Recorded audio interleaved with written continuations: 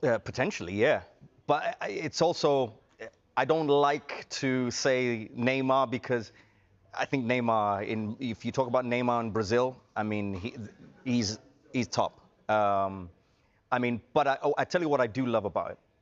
I love that he brings that Brazilian flair because for a number of years, I mean, when I go back, I've always been a fan of the Brazilian players.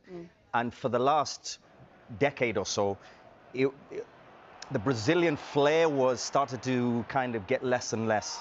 But what I love about this kid is he has got that flair in terms of excitement, in terms of entertaining fans. You know, I grew up on the R9s and the Ronaldinhos and Rivaldo, Romario, superstars with flair, with efficiency.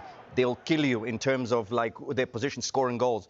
This kid, what I like about him is he's young, very, very young, but he's got the creativity. He can play 1v1. If you face him up, if he faces you up in terms of like in a wide area, his number one thought is, I'm going to go by you and create a chance. And then, like the Liverpool game, scored the winner. And I love that moment because in the moment where he's not scared, you know, and you get the feeling that, you know, when this kid is on the ball, he's going to do something. And there's a handful of players where when they get the ball, you catch yourself almost like leaning forward.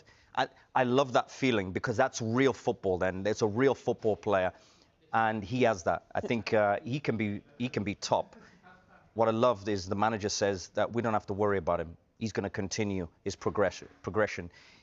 He's got a long way to go to be one of the top players in the world. He's not quite there yet, but step by step, I think he can get there. He has a high level potential. Yeah, we heard high praise there from Maresca about him. We know that Cole Palmer is out until at least next month. So how does he get back in while Estevão is playing like this? The challenge will be to play them both because it might be, I think when Cole Palmer got his injury, Estevão was probably on the bench, generally coming on. But we might have the scenario where by the time he comes back from injury, Cole Palmer, of course, he has to play.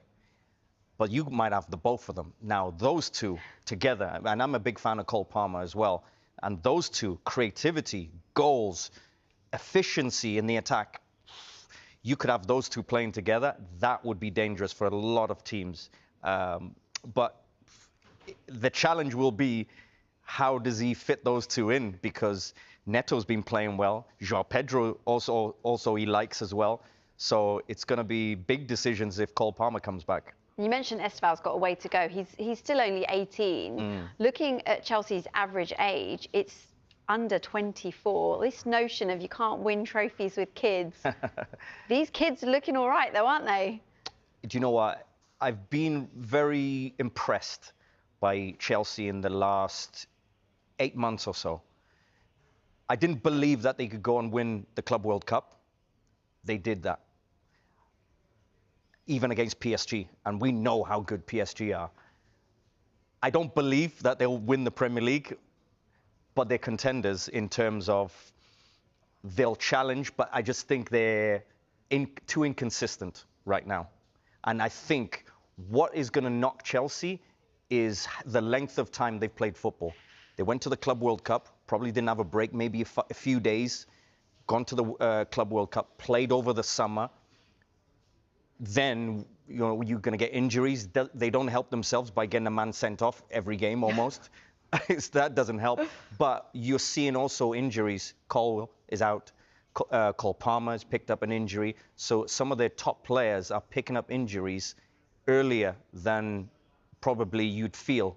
You know, so I think those things are going to knock Chelsea, is their top players might be out for certain periods where it's critical for them to be fit. Yeah, because actually only Manchester City on 17 goals have scored more than Chelsea, who are on 16 in the Premier League this season. So that will be interesting. No Premier League for them, you say, but, you know, we'll see. Is Jarell Hatto on the player? Have I seen a teenager like this? Yes, maybe Lamine Yamal, but I cannot name anyone else. Frank's still with us, but Ale, that's quite the statement, isn't it? Yeah, and I think the best thing you can say is what Maresca said initially, as he was referring to Estevão and saying he has a good game and he doesn't show up the next day and be like, yeah, what's up? Yeah, that's right. I'm Estevão, baby. Yeah, now. You like me? Uh-huh. I like me. Because if you are a veteran player or a player who has been around for a while and knows how difficult this profession is, you appreciate a young player who's as talented as Estevão is, that still shows up the next day and does his job as he's required to do and he's asked to do. That garners respect within the locker room, and I think it garners respect and appreciation from the coaches as well. And it can only allow him to continue to grow and mature. And as he does that, he can only get better. The future for Estevão is as bright can be. He's not quite Lamine Yamal status just yet, but he's well on his way. Given that you did that so well, how Estevão could be going into the dressing room but isn't, I wonder if you could do how Frank Leboeuf might be going into the dressing room. Oh. Yeah. Hey, I won the World Cup. Good night. Hey, the World Cup. Yeah, it's right here in my car. The World Cup. So we're going to come to you on a bit of humility here, Frank, although I don't know if you're the perfect person for it. But when it comes to Estevão, it does sound as though he's doing all the right things off the field. We definitely know he is on the field. Yeah, he has. Before answering to your question, let me answer to Mr. Moreno. The accent was very good. The character you're giving to the audience is not, because I've never been like that. It's just a show, and I just pretend to be who you think I am. Yes, I did win the World Cup, and I never showed off like that. I never showed off like that. Yes, yeah. But I'm sorry, that's something that I cannot forget and take out of my life, you know. So, but whatever.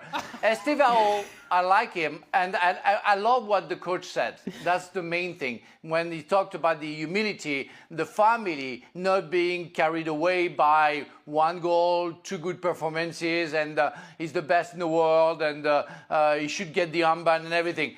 We feel that something is good, something is solid in the background, and beyond all his talent, you have somebody who knows that he still needs to grow and learn many things. I would have loved, and I play alongside big players, young players like JT, like some others they were so good that you knew that something good was about to come, but on top of it, listen to the others, looked at how to be a real professional, watching Gianfranco Zola, watching Marcel Desailly doing the job. So that's what it is, and that's what I feel with Estevão, that the guy does the job, score, always thanks the guy who gave him the ball, always do the right thing, handball again. That's perfect. I love it. Hopefully he's going to last long. Hopefully he's going to have a fantastic career, because so far he deserved it, but he's very young. And hopefully he's going to celebrate his birthday the right way. You know, part of the issue, and I'm sure I speak for every single senior professional here. You want to know who JT is? No, I know who. I kind of.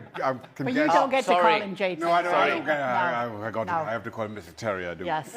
But I'm sure I speak for every single senior professional here. We have all seen talented youngsters that at times you see them in training and you think to yourself, I wish I had his raw talent.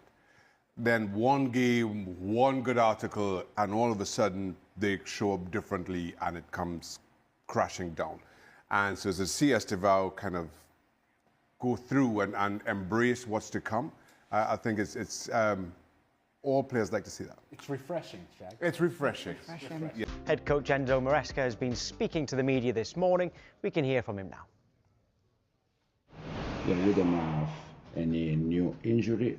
Liam took part of the session yesterday with the team for the first time, so he's not going to be available for tomorrow game, but probably for the next one, yes. So a little bit ahead of schedule, and that feels like quite a cruise for you? But the schedule also can change a little bit, depends how they improve or getting worse. In the first time they said to me that it could be available for the 25th of October. So today is 24th, 25th, so it's... So, cup game next week, possibly? Yeah, can be available. Yeah. A lot was made on Wednesday about all your youngsters and the records that they broke and how many you had on the pitch. As a coach who's obviously coaching some players with hundreds of millions and also the opportunity of coaching kids, what's the challenge in bringing those youngsters through and how do you approach it? Do you actually enjoy that side of it? You've got the ability to kind of mould these guys forevermore. Yeah, I said after the game that it was a special night, especially for the club, for the fans, with so many young players. I said many times that they are all good players, talented players, and the main thing for me is just to try to help them day by day, how they can get better and better. Chelsea's young Brazilian talent, Estevão Willian, is beginning to attract major attention as questions arise over whether he can step up in the absence of Cole Palmer, whose injury continues to sideline him. With Palmer's creative spark missing, many are looking to the 17-year-old winger to inject energy and flair into Enzo Maresca's attack, especially as the team pushes through a crucial stage of the season. According to Sky Sports pundits, Estevão's early performances have shown glimpses of promise, but consistency and experience remain key challenges. They believe that if given regular minutes, he could become one of Chelsea's most exciting young stars and a vital part of Maresca's evolving system.